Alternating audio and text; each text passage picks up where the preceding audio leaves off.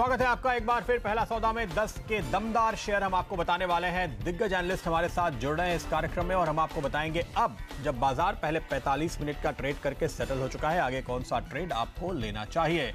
और हमारे साथ कॉल्स देने के लिए, शानदार ट्रेडिंग आइडियाज देने के लिए मितेश ठक्कर .com के मितेश ठक्कर, चॉइस ब्रोकिंग के सुमित बगड़िया, आगे हम जोड़ेंगे चंदन तापड़िया को भी। अपने सभी एनालिस्ट की कॉल यहाँ पर एक के बाद एक आपके लिए लेकर आएंगे और साथ ही साथ हमारे साथ दिग्गज एक्सपर्ट सुदर्शन सुखानी भी होंगे। फिलहाल बाजार पे एक बार की नजर डाल लेते हैं। बाजार की तस्वीर इस समय क्या नजर आ रही है आप देखिए। निफ्टी 10,850 के आसपास है। 10,865 के शुरुआती टारगेट थे, वो बीट हो चुके हैं। उसके बाद हम यहां पर अटके हुए हैं। मिड कैप इंडेक्स में खरीदारी तेज हो रही है, 1% ऊपर है वो। बढ़ने और गिरने वाले शेयर्स का इक्वेशन आपके सामने लेकर आएंगे। 7 में से 6 स्टॉक ऊपर हैं। खरीदारी का मूव काफी ज्यादा मिड कैप्स पे है। अलग अलग थीम्स पकड़ने की कोशिश बाजार कर रहा है। ऑटो एंसिलरी की बात करिए, जमुना ऑटो हमने आपको एक स्टॉक सुझाया जो 9% ऊपर अभी ट्रेड करता हुआ नजर आएगा। इस सेगमेंट के स्टॉक्स में आप अच्छी तेजी देख रहे हैं। जेबीएम ऑटो पे नजर डालिए, आज का स्टॉक 2020 का एक स्टार परफॉर्मर है। खरीदारी यहां भी हो रही है। और साथ ही साथ कुछ और स्टॉक्स शुगर पे नजर डालिए। त्रिवेणी इंजीनियरिंग, हमने इसकी बात की, जबरदस्त तेजी देखने को मिल रही है। नजर डालिए सेल पे, इतना दिग्गज काउंटर और 6% ऊपर, ये भी आपको हमने कॉल दी पिछले 45 मिनट के दौरान बाजार खुलने के बाद। रेपको होम फाइनेंस, यहां पर भी हमारी एक कॉल जो इनफैक्ट 2 दिन से पेंडिंग थी और आज इसने 5% का शानदार मूव फाइनली दिखा दिया है। अब आगे कौन से स्टॉक्स हैं जिन पर आपकी नजर होनी चाहिए, कहां पर बन रहा है मौका, ये जानेंगे अपने तमाम एक्सपर्ट से। लेकिन पहले चलते हैं, मेरे सहयोगी मनीष देसाई अब मेरे साथ जुड़ रहे हैं और वो डीलिंग रूम में पहुंचे हुए हैं आज। बताइए मनीष, कैसा है मूड? बिल्कुल, देखिए अब क्योंकि पूरा हफ्ता जो है एकदम टेंस रहा है, ऐसे में लोगों ने क्या काम किया है और आने वाले समय में क्या इनकी तैयारी है, इन्हीं से जानते हैं। भाई साहब बताइए कि पूरा हफ्ता जो है काफ़ी उठापटक वाला रहा और जो जिस तरह के हादसे हुए इंडिया पाकिस्तान के बीच, जिस तरह का तनाव हुआ, आपने किस तरह का काम इस हफ्ते में किया और आगे क्या स्ट्रेटेजी रहने वाली? इस हफ्ते में जैसे सबको मालूम है कि जियोपॉलिटिकल टेंशन हाई पर थे इंडिया में, वैसे नॉर्थ कोरिया के साथ भी अमेरिका का मीटिंग चल रहा था। तो इस हफ्ते में हमने जो भी किया, वैल्यू बाइंग किया। नीचे से कोई स्टॉक्स जो हमको अच्छे लग रहे थे, उसका अच्छा प्राइस आ गया तो उसको लिया। लेकिन जैसे ही अपने को ऊपर 10-15% पैसा मिला, 5 से 10% के बीच में, तो उसको प्रॉफिट बुकिंग भी किया। और प्रॉफिट बुकिंग करके उसके साथ थोड़ा निफ्टी बेस्ड ट्रेडिंग भी किया, क्योंकि निफ्टी एक इंडेक्स है जिसमें क्या है, जियोपॉलिटिकल टेंशंस पे हम हेज कर सकते हैं। तो जो भी स्टॉक्स लिए उसके सामने निफ्टी को हेज करके चले। तो मतलब काफी सेफ्टी पूर्ण तरीके से यहाँ पर लोग काम कर रहे हैं। आप बताइए भाई साहब, आप क्या शॉर्ट टर्म काम कर रहे थे या लॉन्ग टर्म, किस तरह का काम? सर, हम शॉर्ट टर्म पे ही ज़्यादा फोकस कर रहे हैं और पॉसिबल था जितना इंट्राडे में जो जितना भी गेन मिल रहा था उसको हम गेन करके ले रहे थे। और ये ज़्यादातर ओवरनाइट पोजीशन को हम अवॉइड कर रहे थे। स्पेशली हम ऑप्शन में भी ट्रेड कर रहे थे, जिसकी वजह से क्या कि जल्दी से हमको रिटर्न भी मिल सके। अब आगे किस तरह का काम करना चाहेंगे? आगे भी हमारा यही प्लानिंग है कि ज़्यादातर हम लोग लॉन्ग पोजीशन को अवॉइड कर रहे हैं। इंट्राडे और 2-3 दिन में जो भी गेन मिल रहा है उसको ले रहे हैं सर। बिल्कुल भाई साहब, आप बताइए आपने किस तरह का काम किया है और आगे चल के लॉन्ग टर्म, शॉर्ट टर्म या किस तरह का, क्योंकि अभी माहौल जो है वो पूरी तरह से सुरक्षित या एक तरह से कहे कि बिना टेंशन वाला नहीं हुआ है। अभी हम लोग सेक्टर वाइज काम कर रहे हैं। अभी बैंकिंग सेक्टर में काम कर रहे हैं, फार्मा सेक्टर में काम कर रहे हैं। बैंकिंग में अभी बंधन बैंक है तो वो भी अच्छी एक अपने को लग रहा है, तो अपने उसको सेक्टर वाइज ले रहे हैं और अभी शॉर्ट टर्म के लिए अभी थोड़ा काम कर रहे हैं। तो लोगों का मूड जो है, जिस तरह का माहौल बना हुआ है, शॉर्ट टर्म काम करना पसंद कर रहे हैं, न्यूज बेस्ड काम करना पसंद कर रहे हैं। लेकिन एक बात साफ है, लोग प्रॉफिट तो कमा ही रहे हैं। शुक्रिया मनीष। और आज दिन भर मनीष देसाई ट्रेडर से बात करेंगे, समझने की यही कोशिश होगी कि रिटेल के मन में क्या चल रहा है। थोड़ा सा जो एंटिसिपेशन था, जो नर्वसनेस थी, वो छटती हुई दिखाई दे रही है। मनीष, आपसे अपडेट लेंगे आगे भी दिन के दौरान। लेकिन देखिए, निफ्टी 10,850 के आसपास इस समय ट्रेड करता हुआ। मितेश हमारे साथ जुड़ गए हैं और सुमित भी कार्यक्रम में बने हुए हैं। Mitesh, good morning. पहले आपका ट्रेड दीजिए। Good morning Harshita. I think Nifty पे तो कोई ट्रेड नहीं है और मैं इनफैक्ट वेट कर रहा हूँ कि अगर कल जैसा हम लोग को कभी 10,760 के आसपास का डिक्लाइन मिलता है, कल नहीं सॉरी परसों जैसा, तो आई थिंक एक ट्रेड बनेगा। अदरवाइज आई थिंक आपको जस्ट वेट आउट करना पड़ेगा। 10,750 760 नीचे में, 10,920 950 ऊपर की रेंज है, तो रेंजेस पे ट्रेड करें। That's the best way of doing it. और स्टॉक्स कौन से चुनेंगे आप? जी, स्टॉक्स में जो मेरे पास है वो MGL पे बाय है 905 के स्टॉप के साथ 940 के टारगेट के लिए। और दूसरा बाय होगा मेरा माइंड ट्री पे 910 का स्टॉप लगा है, 946 के टारगेट्स देखें। माइंड ट्री और MGL, माइंड ट्री पे टारगेट 946 के बनते हैं, इस पर आपको तेजी का कॉल दे रहे हैं इस समय मितेश। और MGL भी आपके सामने लेकर आएंगे, महानगर गैस 940 के टारगेट के साथ मितेश इस समय तेजी का कॉल दे रहे हैं। तो ये हैं वो दो स्टॉक जो इस समय आपको 10 बजे खरीदने की राय आ रही है। सुमित बगड़िया हमारे साथ बने हुए हैं। सुमित, आप क्या चुनेंगे? मेरे पास भी दो स्टॉक है प्रदीप जी, दोनों स्टॉक बाय साइड में है। पहला स्टॉक अदानी पोर्ट, बहुत छोटे से एसएल के साथ एक बड़ा टारगेट लिया है मैंने। ऐसा लग रहा है कि अदानी पोर्ट में करेक्शन के बाद 3 दिन तक लोअर लेवल्स पे कंसोलिडेट किया और आज ये अपसाइड मूव दिखाना स्टार्ट कर रहा है। स्टॉक में मूव अभी जस्ट स्टार्ट ही हुआ है, तो बहुत सही लेवल से लॉन्ग पोजीशंस इनिशिएट करने के लिए स्टॉक को सीएमपी पे बाय करें, जो कि 330 का भाव है।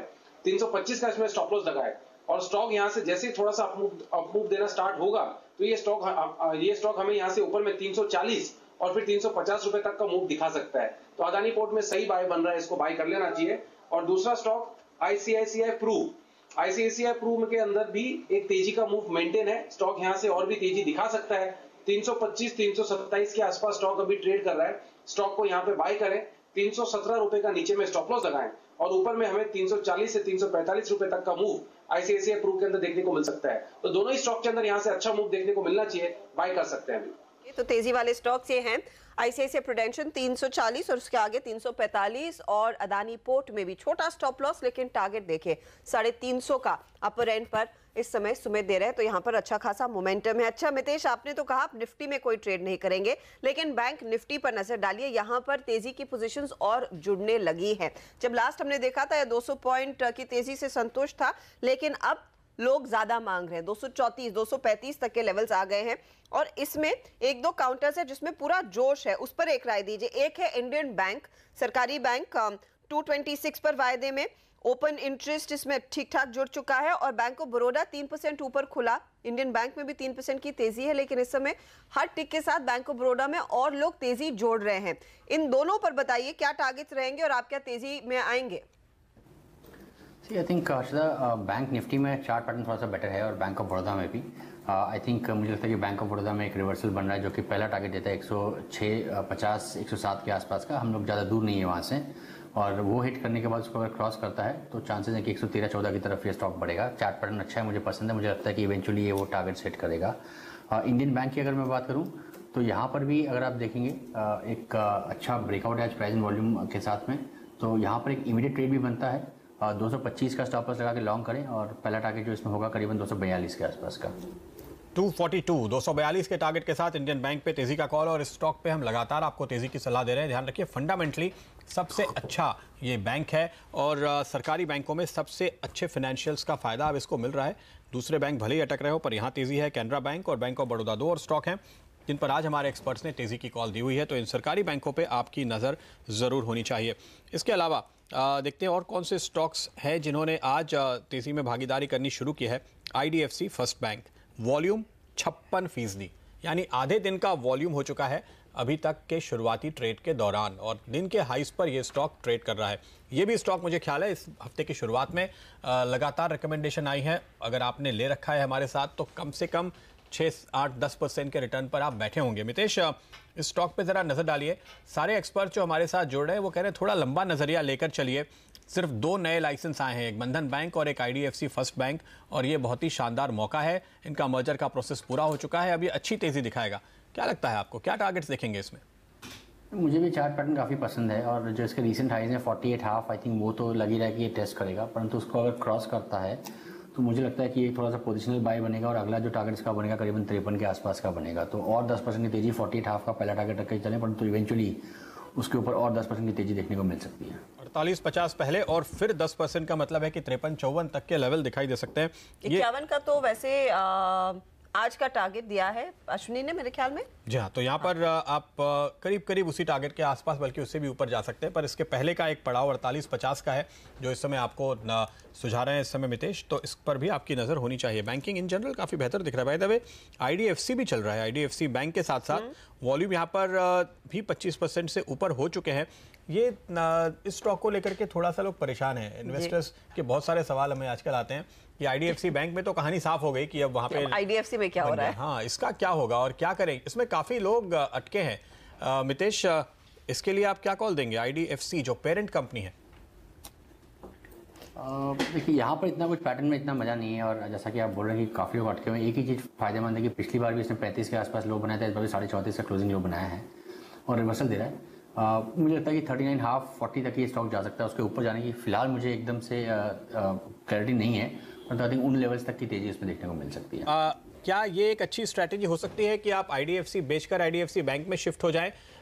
थोड़े कम शेयर मिलेंगे आपको क्योंकि ये 38 पे है, वो 46 पे है, लेकिन ये बेहतर स्ट्रैटेजी होगी क्या उन लोगों के लिए जो अटके हुए हैं इसमें? डेफिनेटली प्रदीप, आई थिंक आपने जो पॉइंट पिक किया काफ़ी इंपॉर्टेंट है। आई थिंक अगर ऐसा कुछ शिफ्ट लेते हैं तो वो एक काफ़ी पॉजिटिव होगा। मुझे लगता है कि आईडीएफसी बैंक डेफिनेटली न सिर्फ आउट परफॉर्म करेगा बल्कि और भी अच्छे रिटर्न देगा, क्योंकि इसके मीडियम टर्म चार्ट धीमे धीमे पॉजिटिव होना चालू हुए हैं। तो आप शायद 4 शेयर बेचेंगे तो 3 मिलेंगे आपको, रफली मैं कैलकुलेट करने की कोशिश कर रहा हूँ, लेकिन वो फायदे का सौदा होगा, पैसे आपके वहाँ वसूल होंगे। ठीक है, आईडीएफसी से निकले और आईडीएफसी बैंक में स्विच करें क्योंकि यहीं पर वो ग्रोथ स्टोरी बन रही है। अच्छा प्रदीप, कई हमने फ्यूचर्स वाले स्टॉक की बात की, लेकिन एक स्टॉक जो कैश में है लेकिन इसका नाम फ्यूचर है, मैं बात कर रही हूँ फ्यूचर कंज्यूमर की।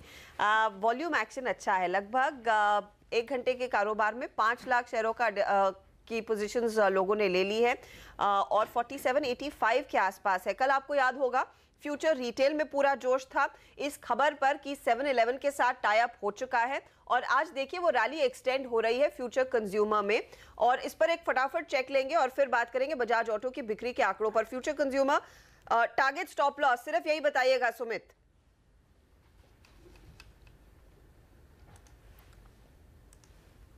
नहीं लगता है सुमित फिलहाल हमारी आवाज नहीं सुन पा रहे हैं, लौटेंगे उनके पास, लेकिन पहले बजाज ऑटो की बात कर लेते हैं। जो आंकड़े आए हैं बिक्री के आज काफ़ी शानदार, और साथ ही पॉलिसी सपोर्ट भी यहाँ पर मिलता हुआ आपको दिखाई दे रहा है। हम आपको एक बार बिक्री के आंकड़े बता दें जल्दी से। 10% की बढ़ोतरी यहाँ सेल्स में देखने को मिली है, 3,93,000 यूनिट पर यह पहुँचा है। एक्सपोर्ट्स में करीब 20% का इजाफा देखने को मिला है। इसी पर बात करते हैं। हमारे साथ चर्चा के लिए बजाज ऑटो के इन आंकड़ों पर डिटेल्स पर बात करने के लिए इस समय कंपनी की तरफ से एग्जीक्यूटिव डायरेक्टर राकेश शर्मा साहब जुड़ चुके हैं। शर्मा साहब, स्वागत है आपका। शानदार आंकड़े दिखाई दे रहे हैं, बधाई आपको। जरा समझाइए, ये आपने लोगों की उम्मीद से कहीं बेहतर सेल्स किस तरह की? जी बहुत बहुत शुक्रिया। हम लोगों को भी बेहद खुशी है, और मैं एक चीज ये कहना चाहूंगा कि ये जो आप आंकड़े देख रहे हैं, पर्टिकुलरली आप डोमेस्टिक मोटरसाइकिल्स बिजनेस के, ये बिलिंग के होते हैं, लेकिन जो कंपनीज को पता होता है कि उनकी रिटेल मतलब डीलर से कस्टमर तक जो रिटेल असली सेल है, अगर हम उस बेसिस पे देखें तो हमारी जो ग्रोथ है वो 25% से भी ऊपर हुई है, और जनवरी में भी आप इसको जरा समझाइए। आपने इंपॉर्टेंट बात कही, आप ये कह रहे हैं कि आपने अपनी जो कंपनी से जो सेल्स की है डीलर्स को, वो 10% पे है फरवरी 2019 में फरवरी 2018 के मुकाबले, लेकिन आपके डीलर्स ने एंड कस्टमर को जो सेल्स की है, उनके पास तो पुरानी गाड़ियां होंगी इन्वेंट्री में, उसके हिसाब से वो सेल करते हैं, वो दरअसल पिछली फरवरी से इस फरवरी में 25% की ग्रोथ दिखाई दी है। 28% की, बिल्कुल सही बात है। ये 10% नहीं, मैं सिर्फ डोमेस्टिक मोटरसाइकिल्स की बात कर रहा हूँ, और ये है 6% ग्रोथ पे, मतलब जो कंपनी डीलर को बेचती है। और यही चीजें रिपोर्ट होती हैं, बिकॉज क्योंकि यही चीज हमारे प्रॉफिट लॉस अकाउंट में जाएगी और हमारे अकाउंट्स में रहती है, लेकिन अल्टीमेटली जो असली चीज है वो तो है डीलर जो कस्टमर को बेचता है, क्योंकि उसी के बेसिस पे फर्दर प्लानिंग होती है और उसी के बेसिस पे फर्दर ऑर्डर्स आते हैं। तो पिछले हम लोगों को दिवाली के बाद थोड़ा सा स्लम्प आया था इसमें, नवंबर और दिसंबर में, जब वो जो रियल रिटेल ग्रोथ थी वो थोड़ी कम हो गई थी, लेकिन हमने देखा है कि जनवरी में 25% थी और फरवरी में 28% है, तो ये हमारे लिए बहुत अच्छी चीज है। दूसरी चीज एक और जो इन आंकड़ों से साफ नहीं दिखती है, लेकिन अगर डिटेल में जाएं तो वो ये है कि जो हमारी प्रीमियम एंड मोटरसाइकिल्स हैं वो अब 45% हमारे पोर्टफोलियो की हो गई हैं। अगर यही चीज मैं देखूं 6 महीने पहले, तो वो 37% थी। तो ये मिक्स का जो चेंज हुआ है, ये भी कंपनी के लिए बहुत फायदेमंद रहेगा। ओके, तो राकेश जी, क्या आप ये कह रहे हैं, जो आपने कहा जो मिक्स बदला है, प्रीमियम मोटरसाइकिल से ही ज्यादा ग्रोथ देखने को मिलेगी? साल की शुरुआत क्या वहीं पर ज्यादा ऑफटेक देखने को मिल रहा है, डिमांड है? नहीं, ऐसा नहीं है। हमारे जो हमारी स्ट्रैटेजी है वो बिल्कुल एंट्री लेवल पे फोकस और प्रीमियम लेवल पे फोकस।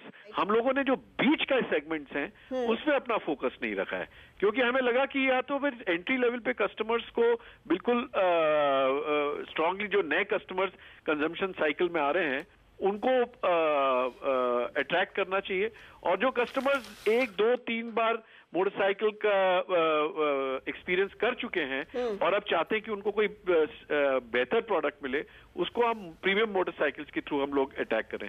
तो ये दोनों जो एक्सट्रीम सेगमेंट्स हैं, बिल्कुल बॉटम एंड पे और टॉप एंड पे, इन दोनों में इंडस्ट्री में भी ग्रोथ आ रही है और हमारी भी ग्रोथ आ रही है।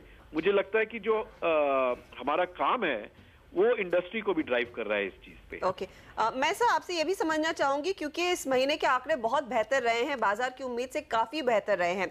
ये बताइए, क्या यहाँ पर किसी तरह का डिस्काउंट का प्ले था, या फिर ये एब्सोल्यूट कोर नंबर्स है जो डिमांड पर ही ड्राइव हुए हैं? नहीं, ऐसे डिस्काउंट कोई नहीं दिया गया। कि देखिए क्या होता है कि डीलर लेवल पे कुछ ना कुछ स्कीम चलती रहती है, और वो स्कीम इंश्योरेंस के ऊपर चल रही है। और ये स्कीम जो है, अगर मैं देखूं कि जो ये स्कीम जनरली जो फेस्टिव टाइम होता है उस टाइम पे पीक करती हैं। तो मतलब दिवाली, दशहरा के वक्त, गणपति के वक्त पीक करेंगी। अभी नॉर्थ में जब वो मैरिज सीजन आएगा तो थोड़ा उस टाइम पे आएंगी। तो इस दौरान स्कीम्स चल रही हैं शोरूम्स पे, बट वो उनका लेवल जो है वो अभी कम है। ओके सर, क्योंकि कल फेम 2 पॉलिसी का भी ऐलान हो चुका है। इलेक्ट्रिक एक बहुत बड़ा सपना है भारत के लिए, ऑटो कंपनीज के लिए, आई एम श्योर। और मुझे याद है कि बजाज साहब ने ये स्पेसिफाई किया था कि 2020 में आपकी तैयारी होगी कि बजाज भी इलेक्ट्रिक व्हीकल्स उतारेगा। ये बताइए, इस पॉलिसी के क्या पॉजिटिव्स आप पढ़ रहे हैं? कितनी जल्दी आप खुद काम करना शुरू करेंगे, या फिर अगर काम शुरू हो चुका है तो कहाँ, क्या स्टेटस है उसका? जी, काम तो कई सालों से चल रहा है इस चीज पर, और हमारी ये आशा है कि FY 1920 में हम अपने पोर्टफोलियो में इलेक्ट्रिक वर्जन्स देंगे, सर्टनली 3 व्हीलर्स में, और हमारी जो नई गाड़ी है क्यूट, इन दोनों में इलेक्ट्रिक ऑप्शंस रहेंगे। हम लोग की ये भी कोशिश है कि 2 व्हीलर्स में भी हम लोग एक इलेक्ट्रिक वर्जन पेश करें। तो ये सब प्रोटोटाइप्स हैं और ये इन सब पे टेस्टिंग चल रही है, और हम इनको मार्केट में ला सकेंगे। पॉलिसी को थोड़ा डिटेल में अभी देखना पड़ेगा, लेकिन अगर पॉलिसी पॉजिटिव है और सपोर्टिव है तो ये जो अटेम्प्ट है कंपनी के, ये एफर्ट्स हैं, ये इनिशिएटिव्स को स्ट्रेंथ मिलेगी और बिजनेस सक्सेस होने में चांसेस बेहतर होंगे। क्योंकि इलेक्ट्रिक में जो भी है अभी, बैटरी कॉस्ट लेके या फिर चार्जिंग इकोसिस्टम लेके, इन सब चीजों को लेके अनसर्टेनिटी काफी है। लेकिन अगर ये सर्टेनिटी होती जाती है तो फिर इस बिजनेस के चांसेस ऑफ सक्सेस इंप्रूव करेंगे। तो ये जो बैटरी है या फिर जो दूसरी एंसिलरीज की रिक्वायरमेंट है, या क्या बजाज ने टाई अप्स कर लिए हैं प्लेयर्स के साथ, या फिर that's still work in progress? No, we have got alliances with very leading players in the field, और उनके साथ मिलके ही काम हो रहा है। ओके, बहुत बहुत शुक्रिया आपका मिस्टर शर्मा, हमारे लिए वक्त निकालने के लिए और ये विस्तार से सारी बातें समझाने के लिए। इस बीच एक खबर आ रही है, वेणुगोपाल धूत के घर पे इस समय इन्फोर्समेंट डायरेक्टरेट का छापा पड़ा है और वो इस समय उसकी तलाशी कर रहे हैं। साथ ही साथ दीपक कोचर और चंदा कोचर, ICICI बैंक की पूर्व MD और CEO चंदा कोचर के घर पे भी यहाँ पर इसी तरह की जांच चल रही है, सर्च चल रही है। इन्फोर्समेंट डायरेक्टरेट की ओर से ये इस समय जानकारी हमारे सामने निकल कर आ रही है, तो इस खबर पे नज़र बनाए रखेंगे। और ये इन्वेस्टिगेशन इस समय जो चल रही है, आमतौर पे ICICI बैंक का रुख ये रहा है कि अब चूंकि उनका चंदा कोचर जी के साथ कोई संबंध नहीं है, चूंकि वो अपना पद छोड़ चुकी हैं, इसलिए ये जांच केवल चंदा कोचर और दीपक कोचर तक ही सीमित है और इस जांच के दायरे में ICICI बैंक नहीं है। अभी तक जब भी हमने बात की है तो वो ये जवाब देते रहे हैं। आज इस सर्च के बाद क्या कोई और व्यू निकल कर आता है वहां से, उस पर भी नजरें बना रखेंगे। लेकिन देखिए फिलहाल सेंटिमेंट का असर तो दिख ही रहा है ICICI पे थोड़ा सा। जी हाँ, तो ये बड़ी खबर है और इस पर आगे और डिटेल्स निकल कर आएंगे जरूर प्रदीप। लेकिन बजाज ऑटो से हम बात कर रहे थे, उससे ठीक पहले हमने फ्यूचर कंज्यूमर का जिक्र किया था, तो वो ट्रेड पूरा करके दे देते हैं क्योंकि ये स्टॉक किसमें देखिए तब वॉल्यूम 5 लाख के आसपास बस छू ही रहे थे, अब वॉल्यूम एक्शन 7 लाख के आगे निकल चुका है। तो मितेश, अगर आपने इसका चार्ट देखा हो, अब 2% ऊपर 4780 पर, क्या अभी भी मौका है लेने का और टारगेट क्या रहेगा? हर्षदा, यहाँ पे दो चीज़ें हुई हैं। एक तो ये कि वॉल्यूम प्राइस ब्रेकआउट तो आज आया ही है, उसके जैसा कि आपने हाईलाइट किया। उसके अलावा 200 एवरेज जो कि इसका 4680 पे था, उसको भी इसने क्रॉस किया है, जो कि एक अच्छा पॉजिटिव साइन है मेरे लिए। तो मुझे लगता है कि इसमें और मोमेंटम रहेगा। टारगेट्स इसके जो होंगे करीबन होंगे 52 रुपये के आसपास टू बिगिन विथ, और शायद 55 तक भी ये स्टॉक जा सकता है। और आज का लोकल स्टॉक पर लगा इसमें लॉन्ग करें।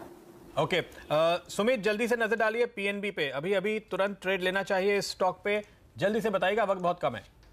PSU में ट्रेड लेना चाहिए, जिसमें PNB एक अच्छा स्टॉक है, यहाँ पे ट्रेड लिया जा सकता है। ये पुल बैक बाउंस बैक में ऊपर में 78 से 80 तक का मूव दिखा सकता है। 74.50 का भाव है, बाय करें। 72 रुपीज का स्टॉप लॉस, 78 से 80 का टारगेट। ओके, तो ये देखिए PNB इस समय का तेजी का खिलाड़ी, इस पे भी पोजीशन लेकर चले, यहाँ पर और भी मोमेंटम देखने को मिल रहा है। सरकारी बैंकों में आज भरपूर जोश है। 10,852 ये है निफ्टी के स्तर, करीब 60 अंकों का उछाल, और निफ्टी बैंक आउट परफॉर्म कर रहा है क्योंकि निजी और सरकारी बैंकों ने दोनों ने मिलकर आज पूरा जोश भरा है। इंडेक्स में मिड कैप इंडेक्स की ओर से भी आउट परफॉर्मेंस जारी है। चलिए प्रदीप, और मुझे इसी के साथ दीजिएगा आप इजाजत, लेकिन बने रहिए।